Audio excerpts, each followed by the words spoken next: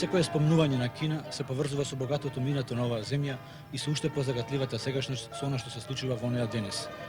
Кина е земја со огромни димензии, непоимливи за наши прилики. По површина тоа е трета земја во светот, а со годишен прилив од 15 милиони жители, кон крајот на 1978 година, таа имаше 973 милиони и 220 илјади жители. Бројки има уште многу и сите тие фасцинираат. Главната улица по која ние се движиме, Долг Мир, е долга преку 10 километри и низ неа и низ градот Пекинг се движат околу 3 милиони велосипеди. А главниот плоштад Тиананмен, врата на небесниот мир од кој што се јавуваме, со својата големина може да прими околу 1000, околу милион посетители. Бројки има уште многу и сите тие возбудуваат, меѓутоа и предупредуваат. Бројните познавачи на Кина кажуваат дека не треба да се потклекне на бројките. Треба да се верува на реалноста на она што е живот денес. Нашето престојување во Кина го искористивме токму за тоа, да се запознаеме што повеќе со кинескиот човек, со неговото секојдневие и со неговите напори да го осознае својот живот, да осмисли својата утрешнина.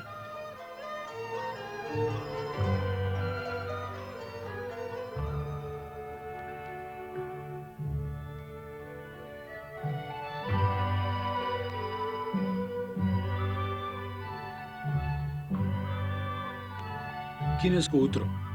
Како и сите други работи во Кина, и тоа е работно. Почетокот на денот за сите кинези е доброволен повик за 30-минутна гимнастика, за организирано раздвижување по дремливиот сон и за физички подготвено дочекување на новиот работен ден. Вака е на секој слободен простор крај улиците во Пекинг. А уште поорганизирано и поатрактивно тоа се прави во Шангај.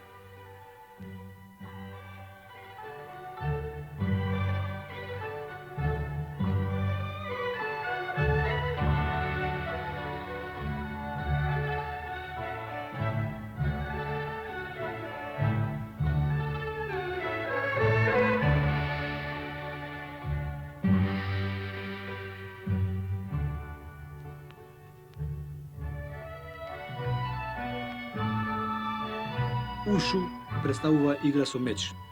Ја изедуваат обично повозрастните и низ неа се манифестира готовноста на секој човек да се вклучи во одбраната на својата земја.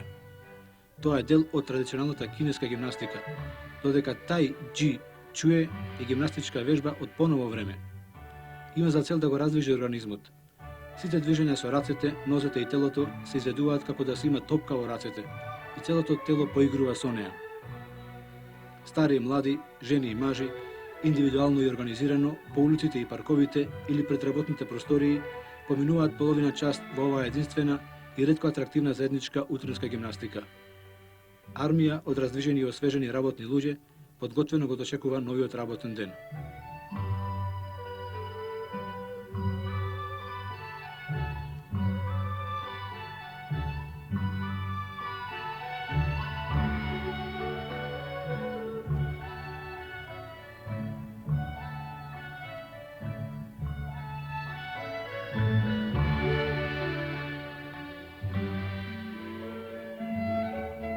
Одењето на работа представува исто така атрактивна и единствена прилика визуелно да се долови големината на оваа земја. Недогледни колони од велосипедисти, автобуси и камиони ја брануваат утринската тишина.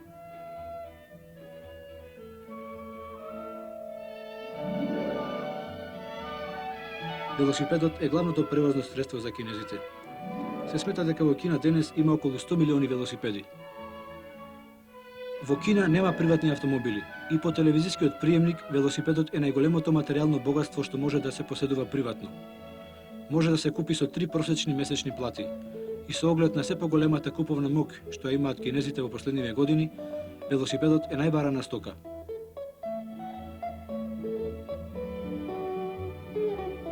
Но со оглед на големината на градовите и оддалеченоста на работните места од живеалиштата, велосипедот е неминувен во секојдневниот живот и затоа го има скоро секој.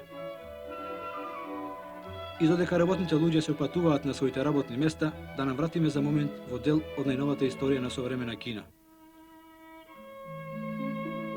Во Шангај, во улицата Ванг Цу, број 106, се наоѓа оваа приземна куќа.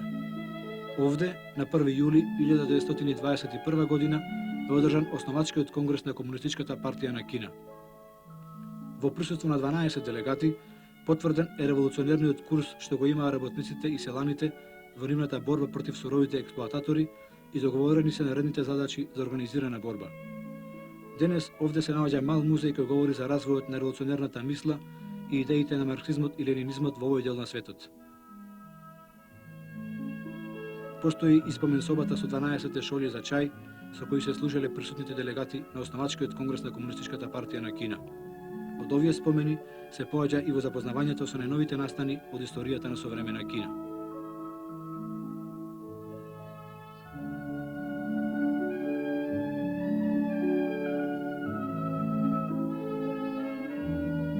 Во големото револуционерно движење на народот на Кина, пресвртница представува големиот марш што го организира војниците на Мао Цетунг од 1934 до 1936 година. Од 300.000 војници, по 368 дена пешачење и сурови борби со војската на Чан Кај-шек по провинцијата Шенан стигнаа само 30.000 војници. Еден од нив е и нашиот соговорник Ван Зун Сјен, кој го замоливме да ни каже што се преживеа неговата војска во текот на овој долг марш.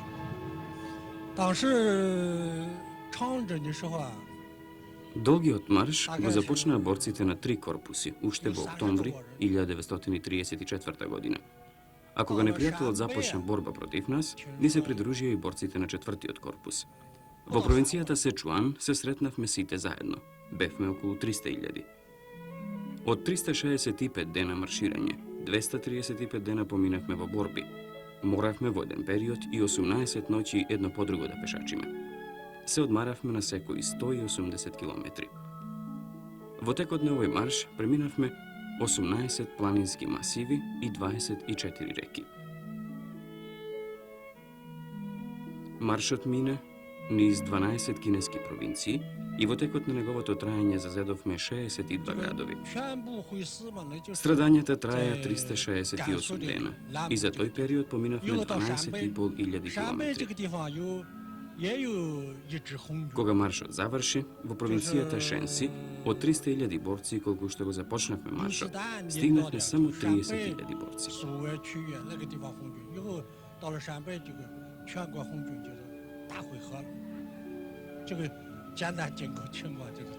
Ветеранот на големиот марш денес е активен учесник во изградбата на овој град.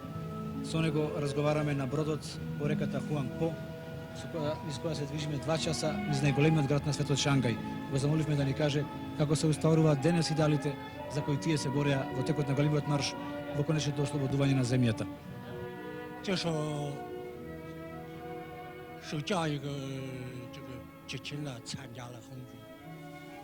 Во тоа време кога јас се приклучив на револуцијата, јас бев селанец. Мислев дека е најважно да се собори земјопоседникот и да се добие земја. Тешкотиите што ги имавме за да го оствариме тоа, тешко е да се замислат. Немавме храна, јадевме треви, а најтешко ни беше тоа што немавме сол. Денес живееме неспоредливо поинаков живот. Можам да кажам дека се остварија идеалите за кои се боревме. Тогаш баравме малку, но свеста постојано напредува. Тогаш најмногу мислевме како да го сопориме земјопоседникот и да ја ослободиме земјата. Денес веќе имаме изградено социјализам. Живееме среќен живот, како што во тоа време не можеше ни да се замисли. Она што Кина од секогаш имала најмногу, тоа биле и тоа се нејзините жители. И сите напори во новата историја на земјата се насочени кон подобрување на нивниот живот. Веднаш по ослободувањето, најчестиот поздрав меѓу луѓето на улица биле зборовите дали денес нешто јадеше. Денес отворено се нагласува дека историската заслуга на Комунистичката партија на Кина е што ликвидира со гладта и умирањето од неа. Основното начело на новиот кинески устав гласи: кој не работи, тој не треба ни да јаде. А Кина има 975 милиони луѓе и годишно треба да обезбеди 10 милиони нови работни места. Но гладни нема ни просеци на улиците, нема ни невработени. Тешко е да се прават било какви споредби со другите земји. Просечната месечна заработувачка во Кина денес изнесува околу 60 јуани. Тоа е околу 80.000 стари динари. Меѓутоа, во целина гледано, кинескиот човек не живее лошо. Во секој случај, многу подобро од било кога во својата долга историја. Никој нема повеќе отколку што му треба, а секој има потребен минимум за пристоен живот. За да се оствари тоа, се вложуваат на човечки напори. Долгото и тешко минато на кинескиот народ му остави големо бреме. Освен залечувањето на економската заостанатост, во годините по победата на револуцијата требаше да се победат и честите суши, поплавите и другите непогоди. Се, апсолутно се, беше насочено кон обезбедување храна за бројното население. И денес 85% од населението на Кина живее исклучиво од земјоделство. Најголемиот дел од својот живот кинескиот човек го минува на работното место. Живее таму каде што работи. Најчесто скоро цел ден, со 2 часа одмор за време на ручекот. Секој има еден слободен ден во неделата за одмор. Нема годишни одмори, а нема ни класично одење во пензија. Нема ни разлики во тоа кој што треба да работи, па најчесто и во кругот на семејството секој ги пере своите алишта. Многу често и членовите на семејствата работат разделени на разни страни низ земјата. Иако тоа создава потешкоти, гордо се истакнува дека секој се наоѓа на она работно место во кое на револуцијата му е најпотребен.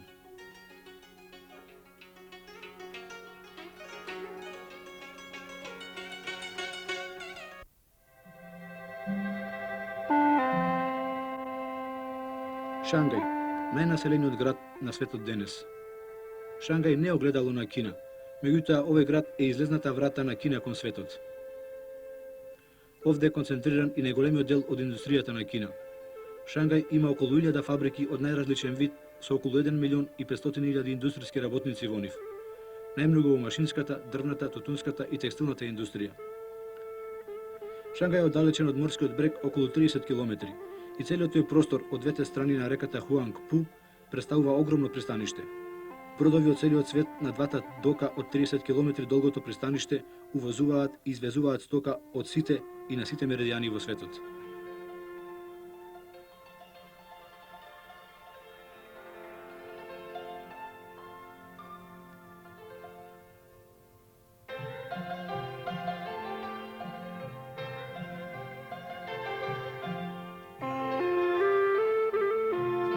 Покрај пристаништето е лоцирана и целата индустрија на Шангај.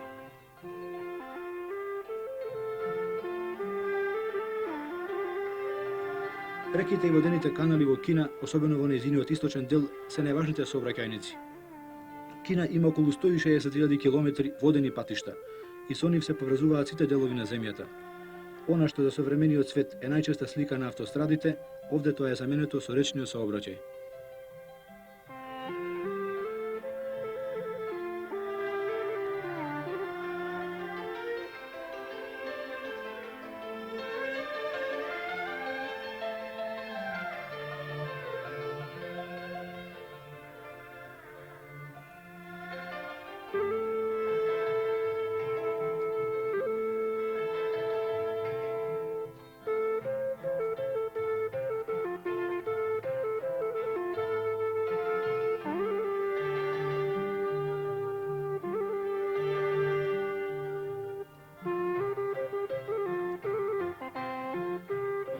Кина е најбројната нација во светот денес, а Шангај е најнаселениот град во оваа земја и во светот со околу 10 милиони жители. Ние се јавуваме од главното пазариште на овој град, главната артерија во која се снабдуваат жителите на овој најброен град во светот. Секое споменување на бројот на жителите на Кина веднаш се поврзува со прашањето како се обезбедува доволно храна за нив. Жителите на Шангај имаат особина уште во раните утренски часови пред поаѓање на работа да завршат со купување на дневните потрепштини. Ние затоа регистриравме само дел од она со што е снабдено градското пазариште на Шангај и само мал дел од неговите купувачи. Меѓутоа, очигледно е дека кинескиот пазар е богато снабден со животни намирници. Некои забележале дека кинескиот пазар располага со 1200 производи. Во летните месеци може да се најдат околу 80 видови зарзават, кој позадолжителниот ориз е најприсутен во секојдневната исхрана. Па сепак, како се успева пазарот да биде постојано снабден со она што му е на населението неопходно за исхрана? Во Кина има 74.000 народни комуни. За Шангај, например, за снабдувањето на неговите жители работат 204 народни комуни. Се знае секоја што произведува и колку треба да му обезбеди на градот околу кој се наоѓа.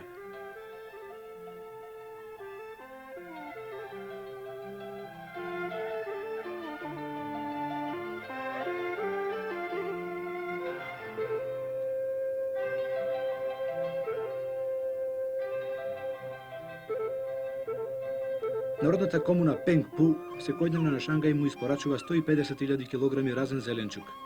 Покрај тоа, годишно го снабдува градот и со 30.000 свињи, 180.000 кокошки, 320 крави, потоа зајаци, патки и риби. За сето тоа од градот добива пари, со кои комуната потоа го купува она што на нејзините членови им е неопходно, а не го произведува на своето земјиште.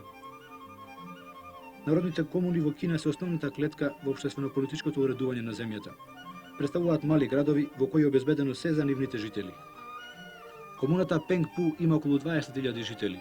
Располага со 800 хектари обработливо земјиште, неколку фарми и фабрики за земјоделски алаци, во кои вкупно работат 11.000 работници. Има 2 средни и 7 основни училишта, а секоја производна бригада има јасли и градинка.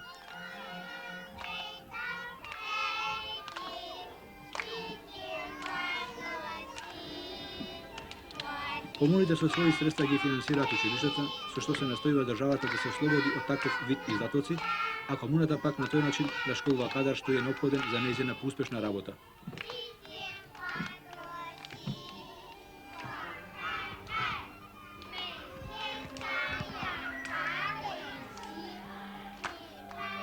Комуните произведуваат се во рамките на можностите. Со тоа се настојува секој реон колку може повеќе да не зависи економски од други реони, а во тоа многумина гледаат остварување и на војно-стратешки цели за евентуални услови на војна и отсечување на реоните.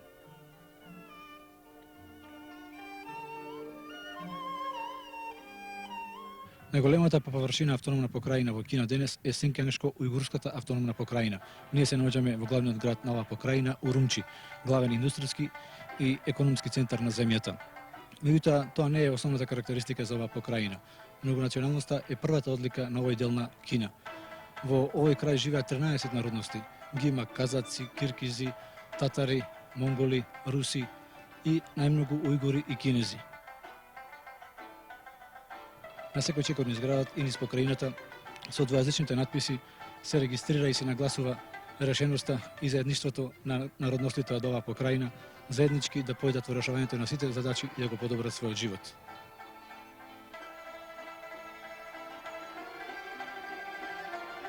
Малку е познато дека во Кина живеат припадници на 54 националности.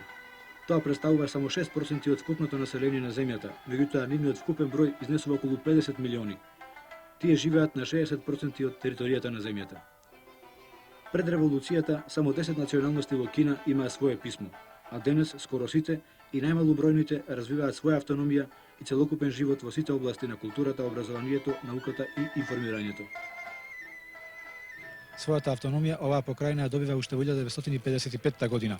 Да чуеме еден член од уставот како го решава националното прашање во Кина. Најпрво на кинески. 民族自治区域机关执行自己的任务时，使用当地民族广泛使用的一种或几种民族语言和文字。 Упули Обол Кязим, колега новинар од редакцијата на уйгурски јазик во Урумчи.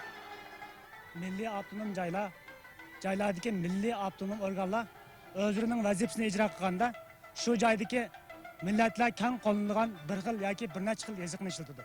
Тоа беше на јазикот на уйгурите, а сега да чуеме како е тоа на јазикот на казаците од Мухамед Џаирбай. Улуттук автономиялы орундардын автономиялы органдары өз міндеттерин аткарган кезде сол орундагы улуттар жаппай колдонатын бир немесе бир нече тил жазуу истетеди. Другарката Тијан Теј е наша преведувачка за време нашиот престој во Кина, па да чуеме како гласеше овој член од уставот.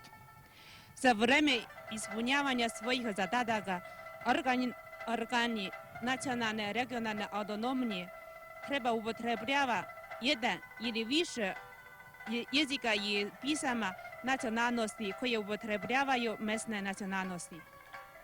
При такви можности, првенствена задача на сите представува подобрувањето на животните услови.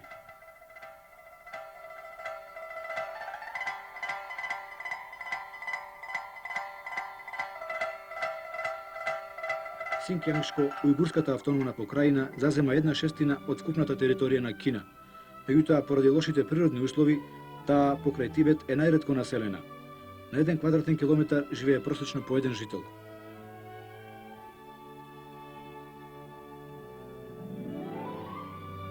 И со мал број население и под сурови услови на врела и пустинска клима, Сдружените народи од оваа област постигнуваат се позабележителни резултати. Особено се тие видливи во освојувањето на песочните површини од пустината Гоби. Со надчовечки напори во минатото и денес, водите од високите и постојано снежни планини Тиен Шен се наведуваат во околу 500 подземни канали, секој долг околу 10 километри.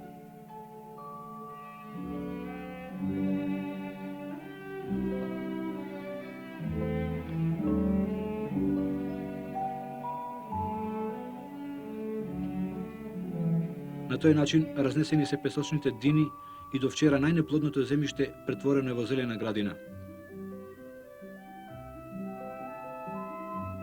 Од овој крај денес цела Кина се снабдува со грозје, лубеници и сите видови овошје.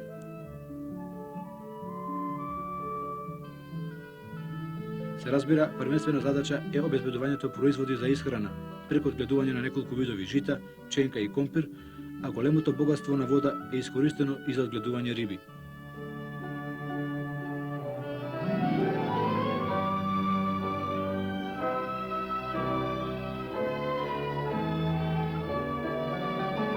Во кинеските води живеат и се одгледуваат 1500 видови риби, и тие представуваат најзначаен дел од местните производи што се користат во исхраната на населението.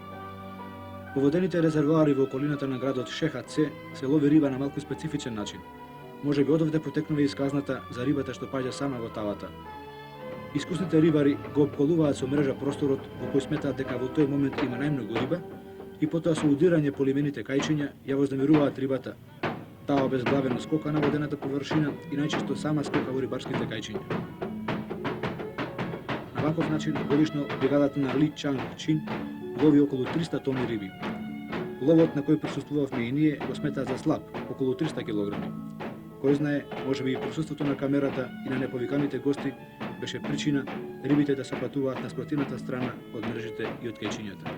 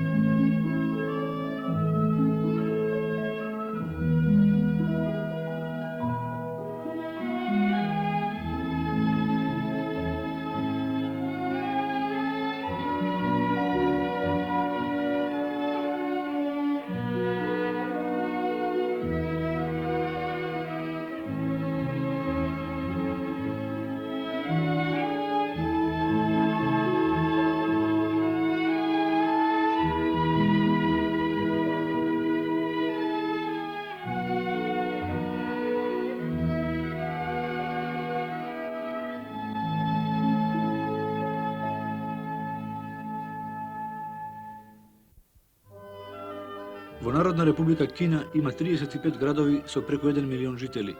Меѓутоа најголемиот дел од населението на земјата живее по селата, кои представуваат дел од народните комуни. Кина е најголема земјоделска земја во светот. Од секои 5 нејзини жители, 4 обработуваат земја и живеат од неа. Иако е тоа земја со огромни пространства, за илустрација да кажеме дека Кина е 37 пати поголема од Југославија, таа сепак има малку обработливо земјиште. Само 12% од целата територија на земјата представуваат обработливо земјиште и на едно семејство просечно доаѓа по 1 хектар. Целото му припаѓа на општествениот сектор со исклучок на најминимални проценти што им се делат на семејствата во народните комуни за да можат да одгледуваат нешто и за своји потреби. Но за среќа пак, разновидната и во најголем дел од земјата влажна клима овозможува во Кина да нема земјоделска сезона. Се жнее и по неколку пати. Така се успева Кина да биде прва во светот по производство на ориз, втора по производство на кикиритки, да произведува 13% од светското производство на пченица и пченка и така натаму. Со тоа, се повеќе се обезбедува храна за населението од сопствено производство, а се помалку таа се увозува. Сигурно би се произведувало многу повеќе, доколку во обработката на земјиштето и на земјоделските производи се употребува повеќе механизација. Најголемиот дел од земјоделските работи се изведуваат рачно. Во 1960 година во цела Кина имаше 70.000 трактори и околу 7.000 комбајни. И со земјоделските машини беа обработувани само 7% од вкупното обработливо земјиште. Денес во Кина има 130.000 трактори, а потребни се уште 10 пати повеќе. Како и сите други работи, специфичен е и економскиот развој на Кина. Го наречуваат одење на две нозе. Се нагласува дека земјоделството е основа, а индустријата водечки фактор. Се работи под паролата да се произведе што повеќе жито, но и што повеќе челик. Основа за тоа се огромните рудни резерви. Тие се сосема малку искористени, па затоа и индустријата нема понагласено значење во стопанството на земјата. Познато е дека е Кина еден од трите најголеми производители во светот на јаглен, а на незина територија се наоѓаат и 20 до 30% од светските резерви на железо, калај, антимон, волфрам и други руди. Најмногу е отидено во искористувањето на нафтените богатства. По револуцијата, во 1949 година, од нафтоносните полиња во Јужна Манџурија произведени се 122.000 тони нафта. Во 1960 година, производството на нафта достигна 5,5 милиони тони.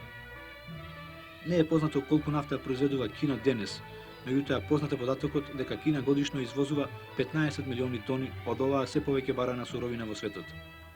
Нема доволно рафинерии, нема доволно техничка база за нејзина преработка, па затоа се произведува само онолку колку што е неопходно и повеќе се извозува како основна суровина.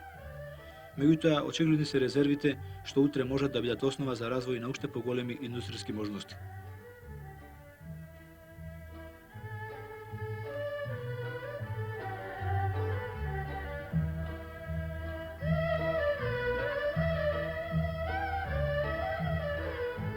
Цвеќето на влезот од кинеската куќа е поздрав за гостинот.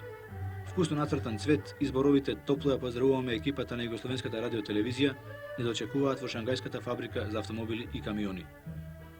Ова е еден од најголемите индустријски објекти во Кина и во Шангај. Една од двете фабрики во Кина во кои се произведуваат патнички автомобили. Производството на патнички автомобили од типот Шангај овде започна во 1961 година. Сега годишно се произведуваат по 3000 патнички и 4000 товарни автомобили, кои се наменети исклучиво за установи. Во фабриката работат 2100 работници, од кои 1/3 се жени. Производството административно се планира и не остварен никаков систем на заработка според покажани резултати. Меѓутоа, целото производство е организирано на надпреварувачки принцип, зацелено знаме на социјалистичко надпреварување. Во деновите кога ние ја посетивме оваа фабрика, носител на ова признание беше работничката Лу Ли Џун. Таа во текот на изминатата недела покажала најдобар квалитет, квантитет и редовност во работата. Сегашните капацитети не дозволуваат да се натврли планот, иако побарувачката е поголема од можностите. Производството не е доволно механизирано, а за причина се смета и недоволниот број на високостручни кадри. Од 2100 вработени, во фабриката има само 6 инженери и 50 техничари. Недостигот од образовен кадар е еден од поактуелните и поголемите проблеми во развојот на Кина. На разни начини, во средините каде што се работи, се организираат дополнителни училишта и курсеви, се ангажираат пропагандни тимови кои на неписмените им ги соопштуваат новостите од весниците. Оваа најмасовна политичка школа се изведува секојдневно по 30 минути во секоја средина. И затоа со право се тврди дека неписмените кинези не се воопшто и политички неписмени.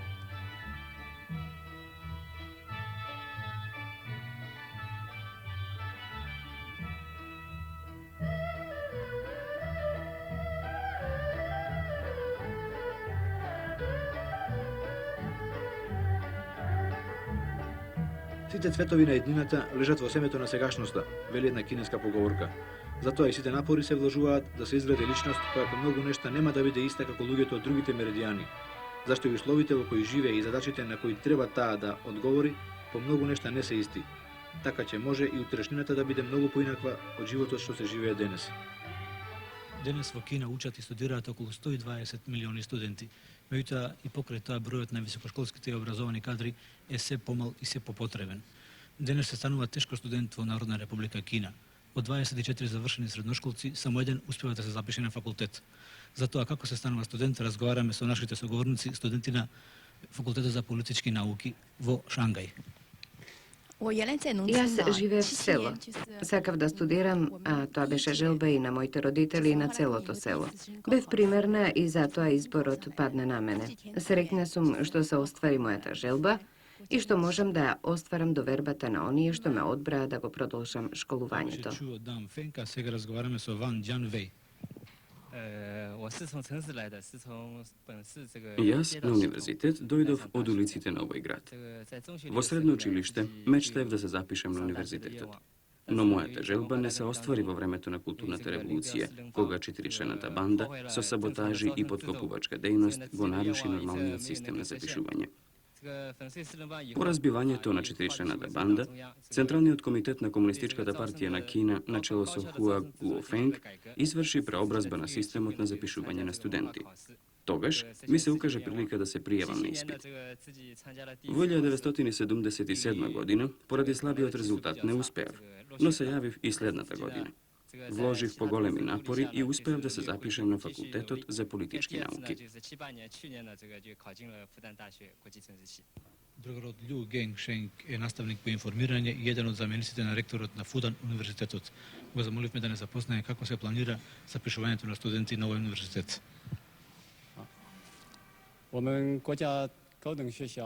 Методот за запишување студенти во нашата земја е следен. Се комбинира државниот план со жалбите на поединците.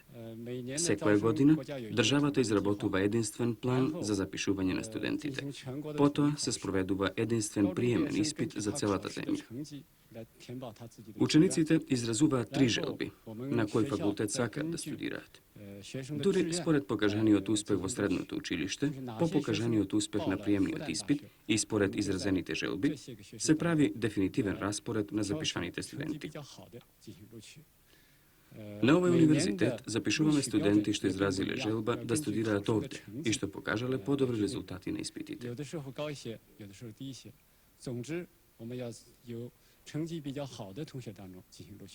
Во 10 милионскиот Шангај има околу 100.000 студенти. Разговараме со 20 студенти на факултетот за англиски јазик, другарката Шао Гопинг и Суи Хајпинг, за тоа како е организиран животот на студентите овде. Сакам да кажам неколку зборови за начинот на кој е организиран животот и работата на кинеските студенти. Секојдневно имаме по 4 часови предавања со наставниците и професорите. Попладнето времето е резервирано за самостојно учење. Тоа, според мене, е многу малку. Другото време останува за слободна работа. Тогаш се занимаваме со слободни уметнички и спортски активности. Секоја недела организираме игранки, гледаме филм, играме кошарка и други игри, а во летниот период и пливаме. Општо речено, ние на универзитетот живееме среќно. Со физички вежби здобивме енергија за учење. Што се однесува до местото во кое ќе работиме по завршувањето на студиите, ние главно се починуваме на потребите на државата. Јас сметам дека секаде е исто и каде да не испрати државата, ние работиме како да сме дома. Секаде можеме да придонесуваме. Јас, например, како студент по англиски јазик, во остварувањето на 4 модернизации, кои сега се основна линија во развојот на нашата земја, ќе придонесам со преведување на стручна литература од англиски на кинески јазик. Каде и да е, секаде може да се придонесе за остварување поголем развој на земјата, доколку за тоа се има срце и совест да му се служи на својот народ. Стопанските можности на Кина се неспоредливо поинакви од животот што секојдневно се живее во оваа земја. Бројните стопанственици и туристи од целиот свет во тоа може да се уверат при посетата на постојаната индустријска изложба во Шангај. На површина од 10.000 квадратни метри изложени се преку 4.000 производи. Сите тие говорат за високи технички вредности на овој народ, за знаења кои се неминовни за вакви дела. Од украси од најразлични скапоцени камења во дрво и слонова коска, до производи за секојдневна употреба и најмодерни апарати за примена во медицината.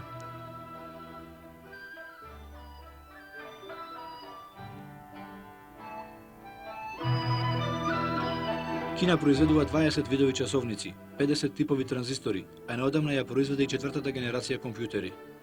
Сето тоа говори за големите извозни можности на Кина и за нејзиното идно уште понагласено економско присуство во светот.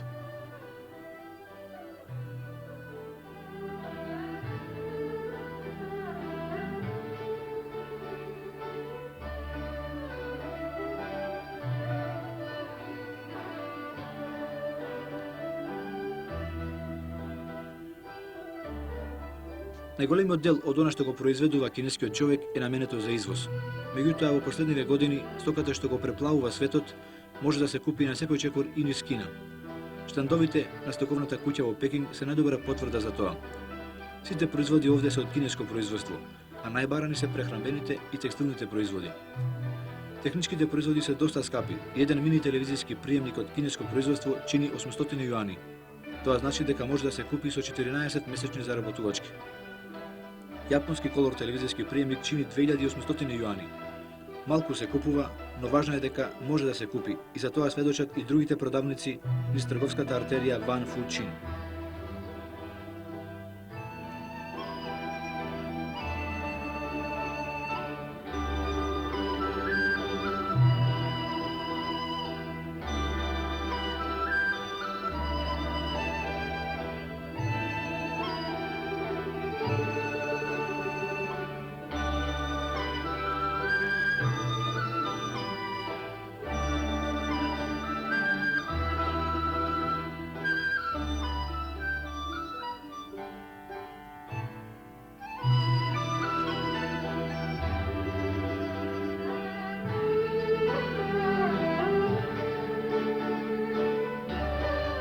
Тоа што кинескиот човек купува навистина малку, резултат е повеќе на неговата скромност, создадена како последица од историските условености да живее подчинето и бедно. Тој не го купува она што не му е најнеопходно и со што би се разликувал од другите. Во таа смисла, денес во Кина се води и широка акција за штедење и потоа за штедите да и се позајмуваат на државата. Паролата е, ако се гради побрзо, ќе има и за сите подобар живот, а да се гради има навистина потреба. Главниот град на земјата Пекинг е град со околу 6 милиони жители, но во својот најголем дел нема канализација. Градот се протега на површина од 17.000 квадратни километри, а првата делница од подземната железница што туку е пуштена во употреба. Најголемиот дел од населението живее во приземни згради и станови во кои за секој семејство е обезбедена една соба. Другите простории се користат заеднички.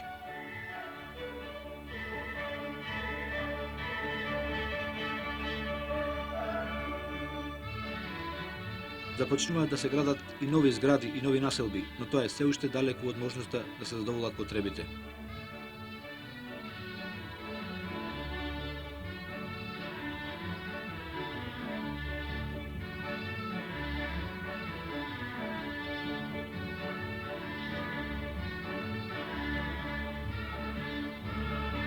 Едно од светските чуда, еден од поимите со кои првпат се среќаваме уште пред да дознаеме било што за оваа земја, секако е кинескиот зид.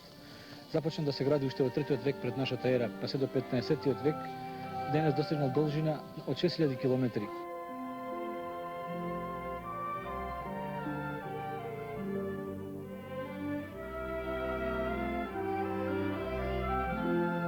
Во долгата историја, зидот представувал символ на големина и непобедивост. Секој владетел, сакајќи поуспешно да се одбрани од манџурските татари, доградувал свој дел на веќе започнатото.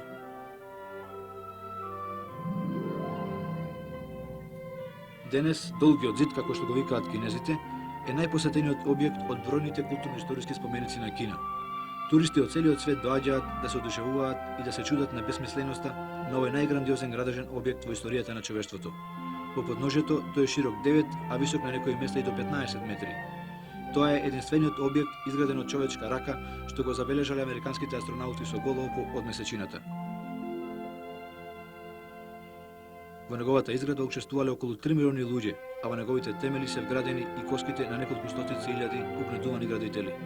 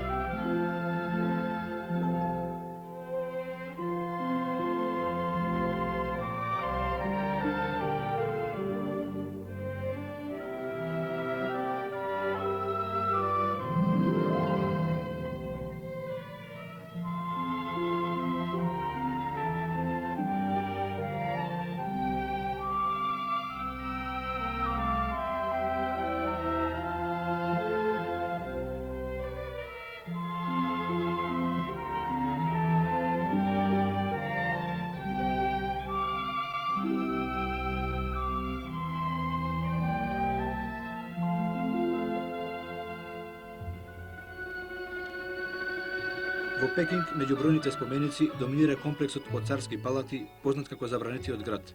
Овде живееле и царувале 27 владетели од династиите Минг и Чинг во времето од 1368 до 1911 година. Сите тие граделе и доградувале своји простории, приемни сали, дворови и градини во кои живееле сокриени од погледите на обичните луѓе. За раѓаните, целиот тој комплекс од 720.000 квадратни метри, во кои се наоѓаат 9.000 објекти, бил забранет се до победата на револуцијата.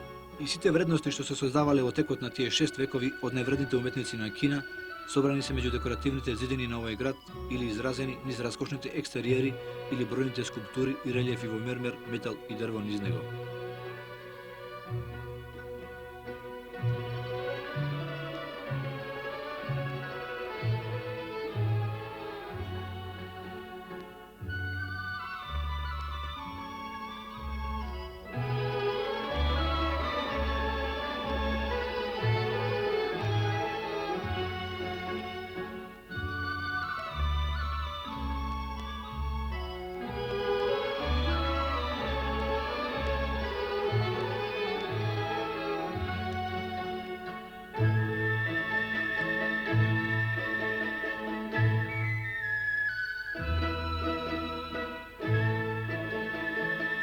Другиот крај од Пекинг изграден е храмот на небото. Кога владетелите од династиите Минг и Чинг оделе на поклон и барале милост од небесните височества, доаѓале овде. Овде е се во функција на молитвеник. Храмот се издига високо да биде поблизу до небото и со својот син свод да се слее со душата на оној од кој се бара милост.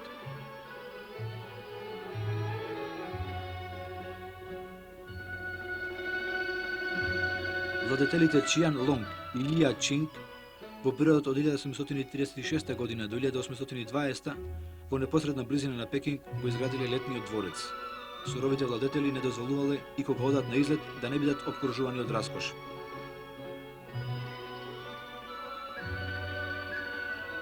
Го прошириле езерото и изградиле насипи на кои потоа се подигнати околу 3000 разни објекти од комплексот на летниот дворец.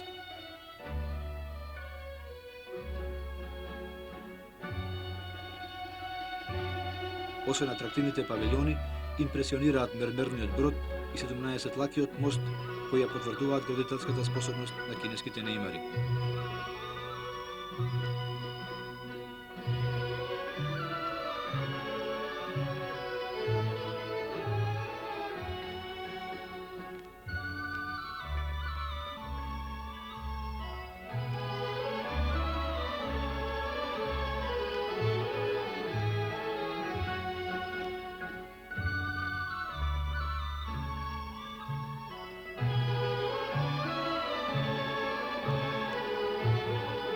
Во центарот на Пекинг доминираат неколку градби кои се символ за градот. Импресивниот плоштад Врата на небесниот мир го обкружуваат Домот на народите, во кој се наоѓа се Кинеското народно собрание и од противната страна Музеот на историјата и револуцијата. Во средината на плоштадот, покрај импресивниот обелиск на револуцијата, доминира мавзолеот на Мао Цетунг. Илјадници луѓе, мажи, мајки со деца, чиновници и војници од сите страни на Кина во беспрекорен ред и тишина чекаат да влезат во најновиот споменик од кинеската историја и да го видат основачот на современата историја на Кина.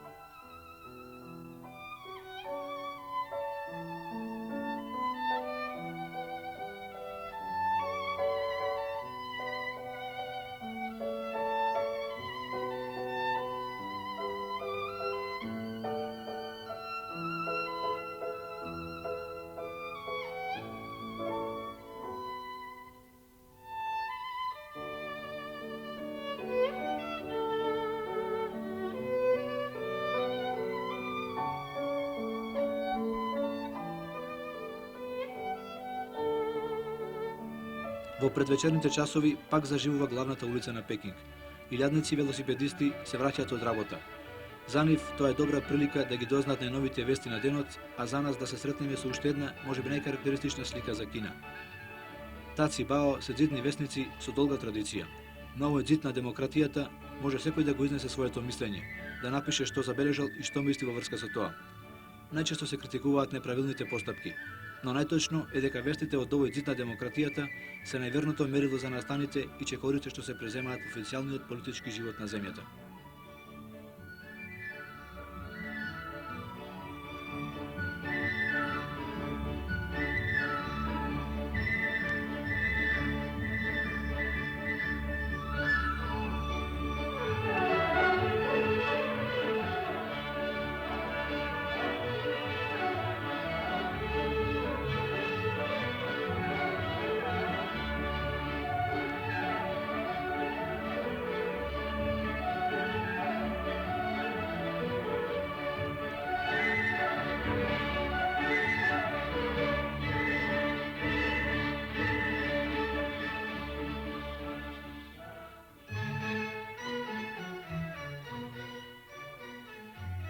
И додека кинезите се прибираат во своите домови, во мирната вечер, на гостинот во Кина му останува уште една можност да запознае нешто типично кинеско. Да се насладува на богатата кинеска кујна и на нејзинот единствен деликатес, кинеската патка.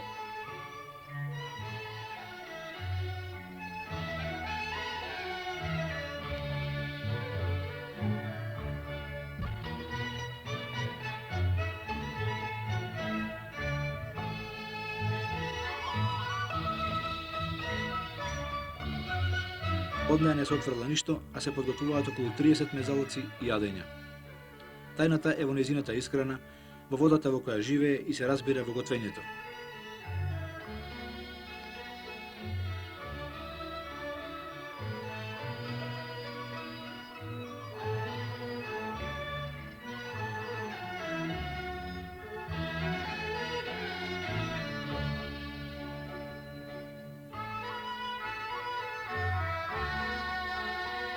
Кинеската кујна има 4 особини: вкус, мирис, боја и изглед. Вкусот и мирисот се постигнуваат со разни додатоци од сосови и мирудии.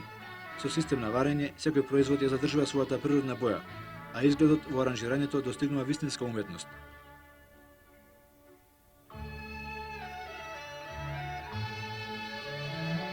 Младиот готвач Цаe Вин Сијан, како да ја почувствува нашата недоверба во она што го гледавме со нашите очи, па заде повторно пред нас да нацрта и изрежи птица од морков и цела една уметничка композиција на лубеница.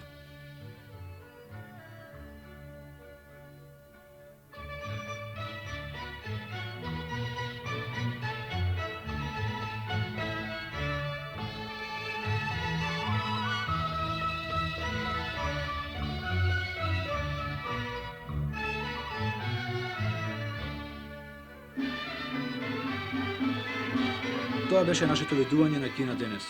Се разбира делумно за толкова земја и за толку многу нејзини жители. Но, доволно за да се увериме во нивната решеност да истраат во напорите да го подобрат својот живот. Во желбите некогашните ѕидини огради да ги заменат со мостови на пријателство кон светот и со светот.